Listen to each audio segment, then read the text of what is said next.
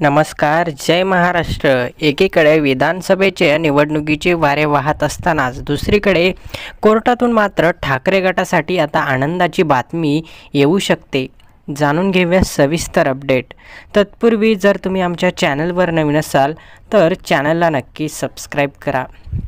2 वर्षापूर्वी एकनाथ शिंदे यांनी शिवसेना फोडली आणि भारतीय जनता पार्टीसोबत सत्ता स्थापन केली आणि ते महाराष्ट्राचे मुख्यमंत्री बनले आणि त्यासोबतच त्यांना पक्ष आणि चिन्ह दोन्हीही गेले. त्यानंतर ठाकरे गटाने न्यायालयामध्ये मात्र पक्ष आणि चिन्हाबाबत शिंदे गटाला आव्हान दिले आणि पक्ष आणि चिन्ह आपल्याच असल्याचा कोर्टामध्ये दावा केला.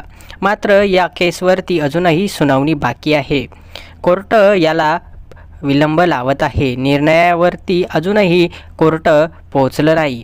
त्यामुळे आता ठाकरे गटाच्या वकिलांनी निवडणुकीपूर्वी धनुष्यबाण हे चिन्ह गोठवण्यात यावं अशी मागणी कोर्टाकडे केली आहे आणि ही मागणी मान्य होण्याची दाट शक्यता आता कोर्टाने वर्तवली आहे. कोर्टाकडून असे संकेत मिळत आहेत की पक्ष आणि पक्षाचं चिन्ह धनुष्यबाण हे गोठवण्यात यावं अशी आता लवकरच ठाकरे गटाची मागणी पूर्ण होण्याची संकेत मिळत आहेत. त्याचबरोबर आता ठाकरे गटाचं चिन्ह मात्र घराघरामध्ये पोचलं आहे. मशाल चिन्ह हे प्रत्येकापर्यंत जाऊन पोचलं आहे. परंतु जर शिंदे गटाचं धनुष्यबाण हे चिन्ह जर कोर्टाने गोठवलं तर त्यांना पुन्हा नवीन चिन्ह मिळणार आणि ते त्यांना घराघरापर्यंत पोहोचवण्यासाठी वेळ लागणार आहे. त्यामुळे आता शिंदे गटाला हा मोठा धोका मानला जात आहे. जर कोर्टाकडून धनुष्यबाण हे चिन्ह गोठवण्यात आलं तर मात्र हा खूप मोठा धक्का शिंदेंना बसू शकतो.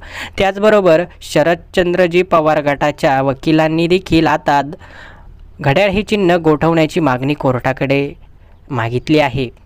आता जर ही मागणी जर शरदचंद्र पवार गटाची पूर्ण झाल्यास अजितदादा पवारांना देखील हा मोठा धक्का बसणार आहे. कारण शरदचंद्रजी पवार गटाचं तुतारी हे चिन्ह घराघरापर्यंत पोचलं आहे आणि जर अजितदादा पवारांचं घड्याळ चिन्ह जर गोठवण्यात आलं तर मात्र अजितदादांना देखील हा मोठा धक्का बसू शकतो.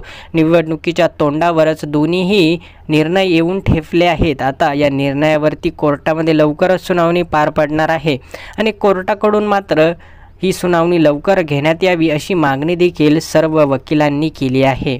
आता आपल्याला काय वाटतं की शिंदेंचं चिन्ह जर गोठवलं किंवा अजितदादांचं चिन्ह जर गोठवलं तर याचा कितपत फटका त्यांना बसेल आणि जर कोर्टाने त्यांच्या विरोधात निर्णय जर दिला तर मात्र धनुष्यबाण आणि घड्याळ हे दोन्हीही चिन्ह निवडणुकीला आपल्याला दिसणारच आहे.